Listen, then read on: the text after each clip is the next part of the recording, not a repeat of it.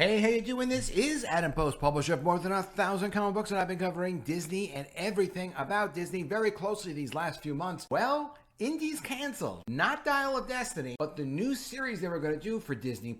This is coming from Cosmic Book News. Indiana Jones series canceled at Disney+. Before we get into the article, please be sure you're subscribed to the channel. Click the bell for notifications and give me a thumbs up. Really appreciate you guys. Big changes are happening at Lucasfilm as Disney is taking a careful look at brands, also including Star Wars and Marvel. That is, of course, according to Bob Iger, who says there's nothing to worry about with their brands. Everything is just fine, but at the same time, they need to cancel a bunch of their Star Wars projects, apparently everything but Star Wars at Lucasfilm, and they can't make Marvel sequels anymore. But don't worry. Also, Victoria Alonso, we actually had to get a team of people together, a whole consortium of employees and executives, human resources, and throw out Victoria Alonso, the number 2, number 3 at Marvel. But don't worry, Disney's in a lot of trouble. It's claimed the Indiana Jones series in development has been canceled at Disney+, which follows the cancellation of Willow after one season at Lucasfilm. The news comes from Jess Snyder, who tweets to consider things for a rumor for now. Quote, rumor. The Ravenwood Indiana Jones series at Lucasfilm is not moving forward,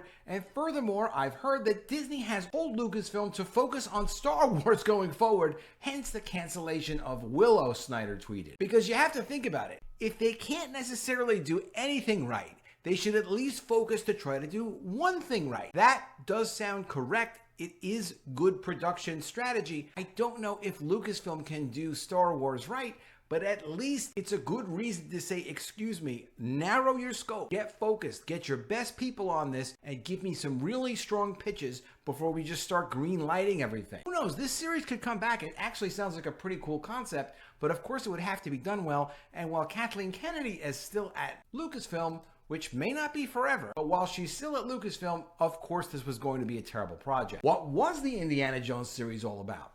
Details said about the Indiana Jones series include it's known the series would have been set within the world of the globe-trotting archaeologist played by Harrison Ford, and Snyder previously revealed the series was supposed to be a prequel set before Raiders of the Lost Ark, focusing on the mentor to Indy, Abner Ravenwood, the father to Marion. Previous reports also stated Disney is looking at a number of options to continue the Indiana Jones franchise, which could mean a series, films, or other media, or a combination of some of all three. But with the spin-off series getting the axe, that could now be on hold. The news also comes prior to the release of Indiana Jones and the Dial of Destiny, out June 30th, 2023, featuring the return of Harrison Ford and also starring Phoebe Waller-Bridge, who is speculated to become and go on as the new Indy. Regarding Willow, while it's been canceled at Disney+, where the ratings and reviews are an absolute disaster, creator Jonathan Kasdan did tweet that there's still a possibility for a season 2, but it seems unlikely. With Indiana Jones and the Dial of Destiny out in only 3 months, also expect marketing and promotion for that movie to start up. Disney CEO Bob Iger did just state that Disney is taking a careful look at both Star Wars and Marvel, though per what Snyder has to say above, it sounds like Iger and Disney want Lucasfilm to fix Star Wars, which has not seen a new movie released in 4 years, and not focus on other projects like Indiana Jones Ravenwood series. When Bob Iger, in his book Ride of a Lifetime, talked about acquiring Lucasfilm, one of the things he said about Star Wars was it was important for them to consistently put out movies to justify the cost of acquiring Lucasfilm. It was a lot of money, and there were no movies really ready to go. They had to start development from scratch. It's a film franchise. It's not supposed to be a TV franchise. They really need to get movies out, and Lucasfilm should be able to do that. But with Kathleen Kennedy supposedly leaving in June, it's hard to understand how they'd be greenlighting a lot of movies. Like, someone actually has to be in charge over there. Disney making changes at Lucasfilm, Star Wars, and Marvel. Disney did just cancel the Patty Jenkins Rogue Squadron movie, and due to all the problems at Marvel, which has seen Victoria Alonso fired, Kevin Feige has been removed from his planned Star Wars movie. Similar to Star Wars, Disney is also slowing things down with Marvel. Damon Lindelof also recently exited his Star Wars movie at Lucasfilm, which is still moving forward with writer Stephen Knight and director Obaid Dechinoy attached, with the announcement expected within the next couple of weeks at Celebration Europe. The Mandalorian is also said to be having problems of its own in terms of viewership, which is said to be drastically down from past seasons. Celebration Europe is also expected to see promotions for the upcoming Star Wars series Ahsoka, Skeleton Crew, and The Acolyte. It does seem like it makes sense to cancel this series. It wasn't going to be good. It was going to just be another mess. They do need to figure out how they should continue the Indiana Jones franchise. This is part of why they paid $4 billion for Lucasfilm. They need to get to it and figure it out. Kathleen Kennedy may be leaving as soon as June.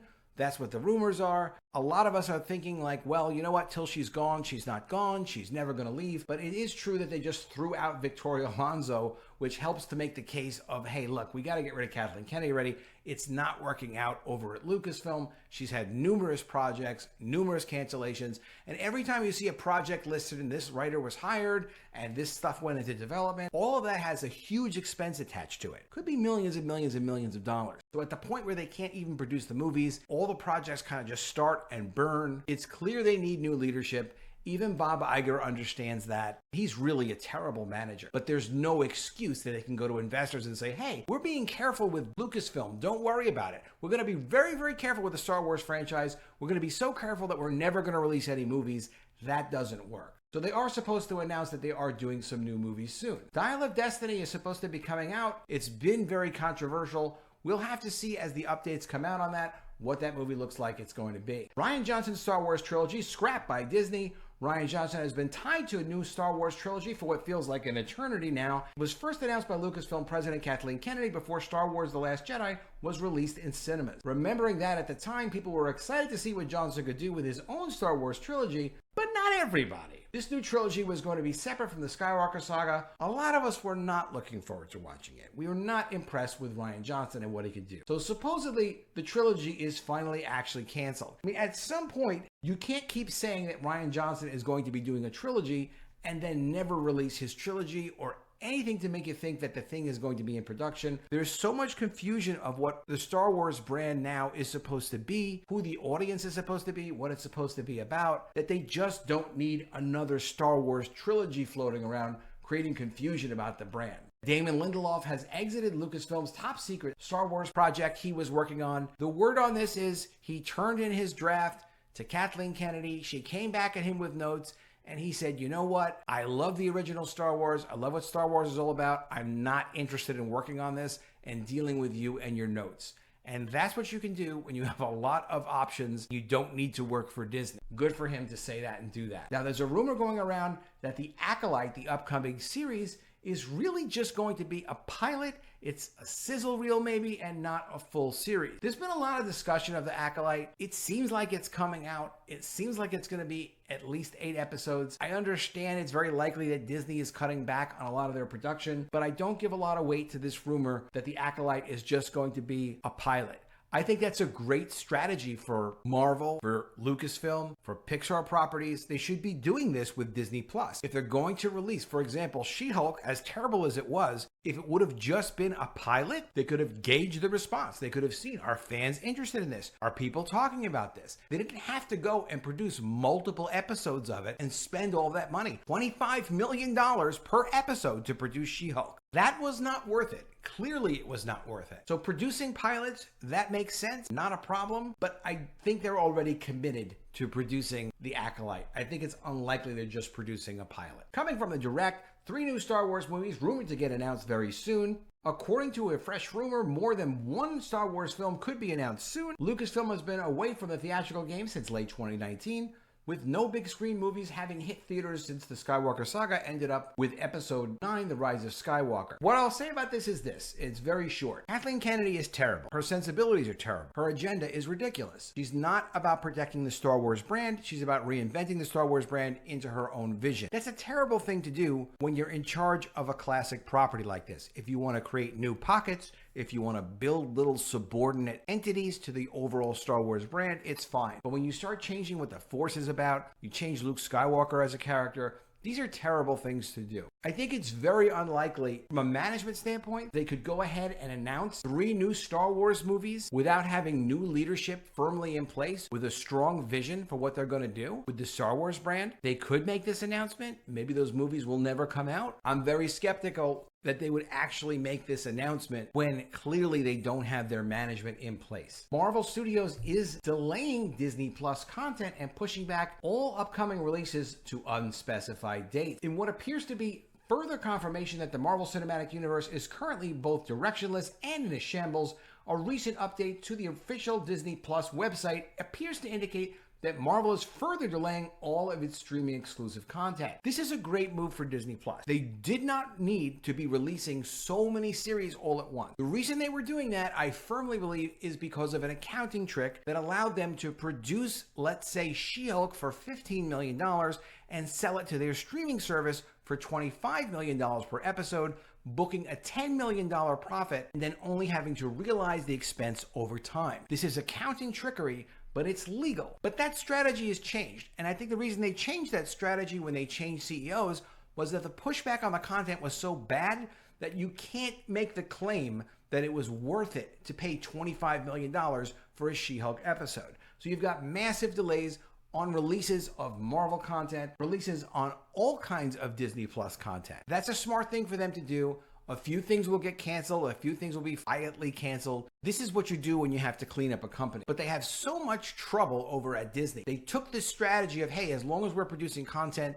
we can say that we booked a profit. We can dump it on the streaming service. Eventually, the streaming service will grow. It'll all sort of pay for itself. That was very, very sneaky and aggressive accounting. They ultimately would have gotten themselves in tremendous trouble for that. Cutting back on the content and delaying the content is a sensible move. Brie Larson is jobless after the Marvels and seems to be concerned that she's got nothing to do. She also knows that the Marvels is going to be a disaster for Disney. And this isn't just Disney hating or Marvel hating. We know that Ant-Man and the Wasp: Quantumania is doing less business than Ant-Man 1 from all the way back in 2015, even though they've introduced Kang, which is this major supervillain who is so important to the Marvel Universe. They're in big trouble at Disney. There's no way to hide what she has done as the Captain Marvel character. As Ike Perlmutter said, Captain Marvel should never have come out, and now she's got a price to pay personally and professionally for this, because while she won an Oscar for The Room, she's very closely associated with Captain Marvel. And when The Marvels comes out, even though there are other characters in it to help take the blame, this is her sequel to Captain Marvel. She's in trouble. She knows it. She doesn't know what she's going to do.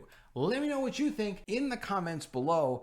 Is she going to ultimately be paying her price now? Because when The Marvels fails and maybe does half the business of Ant-Man and the Wasp: Quantumania, she seems like she's going to get the blame. Also, let me know, are you disappointed that Indiana Jones's prequel is not going to be coming out from Disney Plus? Keep in mind, it probably wasn't going to be good.